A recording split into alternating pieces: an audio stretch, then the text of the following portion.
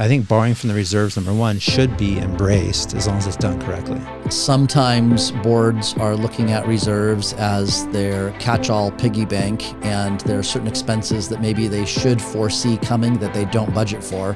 The use of emergency special assessments really opened my eyes to this issue, because we have two avenues for funding unexpected, unanticipated expenses. We have the borrowing from reserves, but then boards can also levy an emergency special assessment. Are there other areas that you're seeing where boards are making that mistake, where they are not budgeting for something that really they should be anticipating?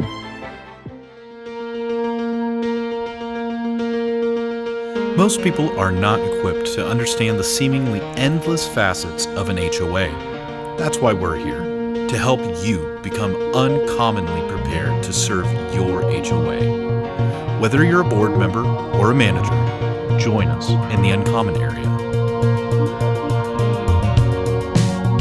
Welcome to the Uncommon Area. I am Matthew Holbrook, and this episode is about budget failure trends. We are going to be talking about where we see trends for homeowners association board members and boards of directors making mistakes that lead to budget failures. And here to talk about that is attorney Jeff Beaumont. Thank you again for being a part of another episode.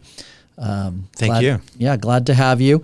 And so failure is such a strong word, budget failure trends, but we want to talk about, where are you seeing boards make mistakes as they budget? We're in budget season right now, and even how some of a board's planning might even have legal implications.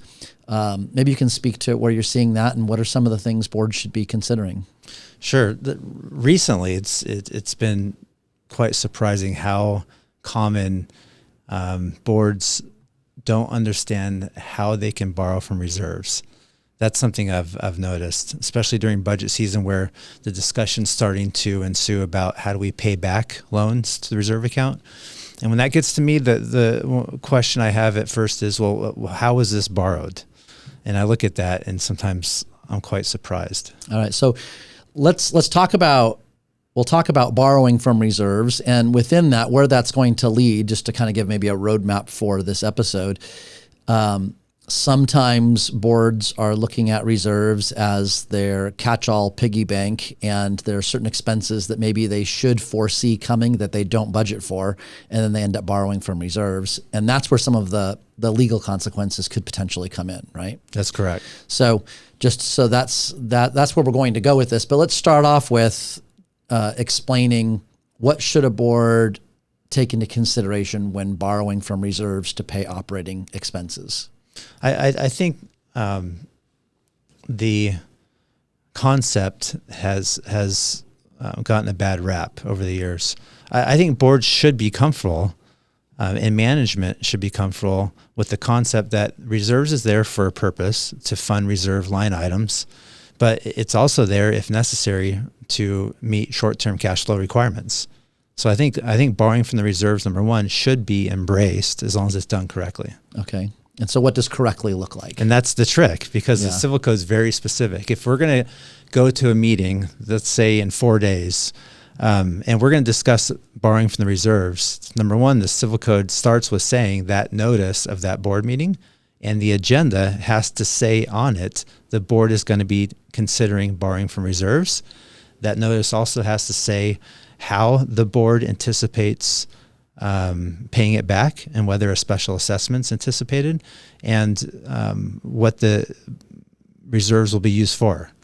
All of that has to be on the board meeting notice? Correct. So included on the agenda, or in some way a part of the notice? That is correct. So let's just play out a scenario. We'll come back to the scenario, but just to start with this. A board is looking at a renewal of their insurance policies, and they have the opportunity to either make a lump sum payment or to finance it through the insurance company, but the interest rates are really high, and the board says, hey, rather than financing it, we're just going to pay this out of reserves. So they make a decision on the spot to pay it out of reserves, borrowing it from themselves and then paying it back each month over the course of the next year. Maybe not a bad business decision, but if they are if all that's on the agenda is renewal of insurance policy, you're saying that they've already failed to meet the requirements of borrowing from reserves.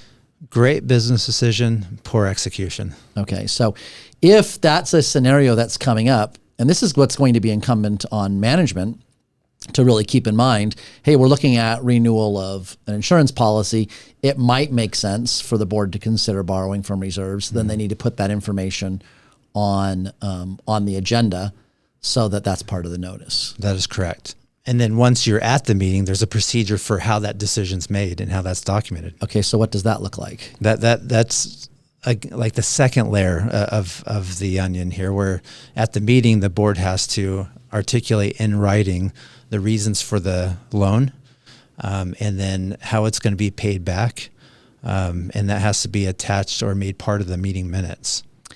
So when you say in writing and you say attached or made part of meeting minutes, my experience with that is that it's literally just spelled out in the minute in the actual minutes. Correct. Is that acceptable? Correct. And it's vague because the code says it must the board must make written findings included in the meeting minutes. Well, written findings, does that mean there has to be a separate resolution and included in the meeting minutes, or is written findings included in the meeting minutes just means it must be included in the minutes? I interpret that as meaning, to your point, that has to be just included in the meeting minutes. And what do those findings need to cover? I think number one, it has to cover what the purpose of the loan is. Number two, how it is going to be repaid, and if there's an anticipated special assessment. So the how it's going to be repaid, that seems like that might be where it gets a little bit complicated. So the how it could be repaid could be it could just be as simple as out of this year's operating budget. So in this insurance premium example, they've budgeted for the insurance premium, but it's spread out over 12 months. The payment all comes due at the beginning of the year. And so the board says, we're going to borrow from reserves and we're just going to make the payments out of our normal operating budget. That would be acceptable? That would be acceptable. Let's say it's an unexpected expense. So we'll come back to that and unpack that a little bit more. And it's not in the operating budget. Could the board say, our intention is to build in this cost into next year's operating budget? The board could, but there's got to be a plan for repayment for that year. In that fiscal year or in that 12-month period? It has to be articulated as to how that's going to be repaid within the next 12 calendar months. Okay. If that makes sense. Yeah, that makes sense. Okay. So they have 12 months to do that.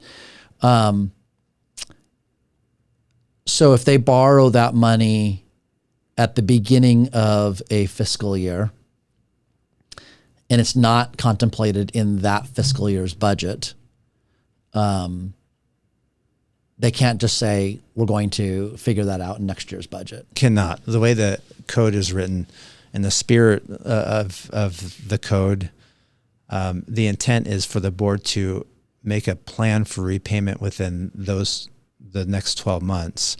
Could a board say, we're going to cut expenses by doing less landscape improvements than we had intended to do? Could. But let me go back real quick to that prior point. The plan could be to repay this within the 12 months, but the plan could mean that at the end of the 12 months, the total amount borrowed is still not repaid, and the board at that time can extend it another 12 months. My point is there's got to be a plan. What that plan is, from a legal perspective, doesn't concern me. As long as there's a plan for repayment for that 12 months, and at the end of the 12 months, if there's still half owed, well, then the board can then extend it another 12 months if it's in the best interest of the association, and that comes from the code. So, all right. So just to play out that scenario, they have an unexpected expense at the beginning of a fiscal year. The board says, okay, we're going to need to borrow from reserves. Our intention is to cut expenses in these other areas as best we can to pay this back over the next year. If we're not able to do that, we'll incorporate it into next year's budget. Correct. That would be acceptable kind of language? That would be acceptable language. Now, the wrinkle is, with your question, which is a good one, cutting expenses. As long as the cutting of expenses still results in the association fulfilling its obligations on the documents, right, providing the required level of services that We're the going to documents. stop paying our electricity bill for Right, that. right. That would not be an option. Correct. Right. Okay. So the repayment, there has to be a plan, has to be articulated when the borrowing happens. Before that even happens, it has to be in the meeting notice that this is being considered and this is what the intention is, or potentially could be. And then we come to the actual repayment. It has to happen in the next 12 months, or it could be renewed for another 12 months. Can it be renewed any further than that? It can. There's no stipulation in the civil code that limits how many times it can be re-extended. But it should be formally renewed every 12 months that it is renewed. Yes. That's why I feel it's very important, again, to uphold the spirit of the law, which is for the board to have a plan in place for it to be repaid within that 12 months. And at the end of that 12 months, if finances just didn't allow you to get all the money in to repay the loan, you extend it for another 12 months. And this could go on. So I think where a big part, if I was just to look at all of this summarized, where the most common mistakes are, I think would be in the meeting notice and in the renewal of that 12-month period. I think most managers understand that there is this ongoing period of time to repay that loan. However, making that formal resolution every year to say we're going to extend this another 12 months, my guess is that probably happens less frequently. Correct. What are the consequences? Someone can sue for violation of the civil code and undermine the board's credibility, number one, seek a court order ordering the board to replenish the reserves, which obviously is going to come through probably a special assessment against all the members. It just creates internal conflict. So coming back to this question of unforeseen expenses, the insurance premium is not unforeseen, but as long as it's executed properly with going through the notice, the actual decision, and the repayment of that loan, that is an appropriate business decision for a board to make. That's correct. So then there are other types of unforeseen expenses. And I know as we've discussed this, you've had concerns about an association borrowing from reserves to pay for unforeseen expenses that maybe should not have been unforeseen, or maybe a board should have anticipated. Can you speak to that a little bit? Sure. And I think this has really come to light through the insurance market that we're experiencing, which is rather chaotic right now. The use of emergency special assessments really opened my eyes to this issue, because through, we have two avenues for funding unexpected, unanticipated expenses. We have the borrowing from reserves, but then boards can also levy an emergency special assessment. With respect to the emergency special assessments, I'm kind of changing gears here. Borrowing from reserves, there's no guideline. You can do it. You can borrow from reserves, period, to pay to meet short-term cash flow requirements. To levy a emergency special assessment against homeowners without their approval, that expense has to be extraordinary and not anticipated, not known at the time the board prepared and distributed that year's budget. So let's define an emergency special assessment where that's different than a normal special assessment. So here I'm going to try to play lawyer and you can grade me. There are, as best I can understand, there are three categories or ways that a board can go about a special assessment. If they're going to special assess for less than 5% of the operating budget, they can do that without membership approval. They can special assess for more than 5% of the operating budget with membership approval. And then there is the emergency special assessment, where if it meets the criteria of an emergency, they could special assess for more than 5% of the operating budget without membership approval. But again, it has to meet those emergency assessment requirements. That is correct. A+. Right. Okay, good. Well, yeah. I get to keep my job then. There you go. So on the emergency special assessment, again, the criteria has to be it was truly unforeseeable. So our insurance premiums doubled. We didn't budget for it, so we're going to special assess to make up for that. Based on what we know about insurance markets right now, we know that premiums are skyrocketing. Board, you should know. And so are you arguing that might not be qualifying for an unforeseen expense? My creative approach to this issue is be careful what you know. Right? So don't watch this podcast. Be careful what you know. But no, with all due seriousness here, the insurance market is turning communities upside down. It's really tragic. But I think if a board knows that premiums are going to be skyrocketing, and each year there's going to be challenge with the increase of premiums, we still don't know what those premiums are going to be. That's my position. And again, I think boards should consult with their own legal counsel on this issue as far as what availability they have to levy an emergency special assessment to pay for premiums. But my philosophy is, if at the time you prepared and distributed your budget, your agent wasn't telling you your premium's going to be this much money, you still don't have a idea of what that premium is going to be. You have you know it's going to be more, but you still really don't know what it's going to be. Right. So there's you could have a board that maybe makes a good faith effort in their budgeting. They increase something more, and it comes out to be even more than that. They don't have the cash flow to cover that, and they special assess, and that would fall into the realm of unforeseen. Yes. Are there other areas that you're seeing where boards are making that mistake, where they are not budgeting for something that really they should be anticipating? I am. In fact, after the last rain events, not just recently, but earlier this year, there was such volume of water that these communities experience, and that a lot of components just couldn't handle, no matter what condition they're in. But some of which I think a lot of communities found that their reserve studies said the roofs had zero remaining life. Yet nothing was planned to replace those roofs. And we've gone quite a while without rains. And then all of a sudden we just experienced this tremendous rain event. Yeah. Or for a community in, let's say, Florida, who says we're going to budget this year just planning that there's going to be no hurricane at all. If you live in Florida, then there's a high probability that you're going to have some type of hurricane activity, and that should probably be factored into your budget. Right. And so even in different areas of the country, wherever there are certain things that might be foreseeably anticipated, even if it's not guaranteed, that should be factored into a budget. Correct. Okay.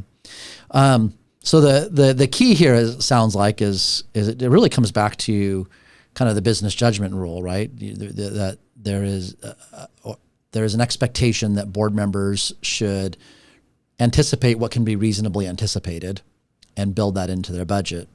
And if things come up that can't be reasonably anticipated, they can still fall back on that emergency special assessment. Correct. Okay. Anything else that boards should be considering with respect to kind of the pitfalls of where they might be missing something with their budgets? I think the budget season just reminds us of how important it is to be proactive, really looking forward thinking, and trying to put the brakes on and meet with your experts, management especially, and looking in the future, especially with communities that are subject to Senate Bill 326 and the mandatory balcony inspections and things that are coming down the line that you're going to be confronted with. How did your building respond to the last rain event? And what are some of the issues that we experienced? Are we going to have to start budgeting to deal with some of these issues? I think just being proactive is going to be key. Yeah, that's great. Well, Jeff, thank you so much. I think this is really helpful and timely for our board members, and I hope that you found this to be helpful. And I would encourage you to look for other episodes of the Uncommon Area.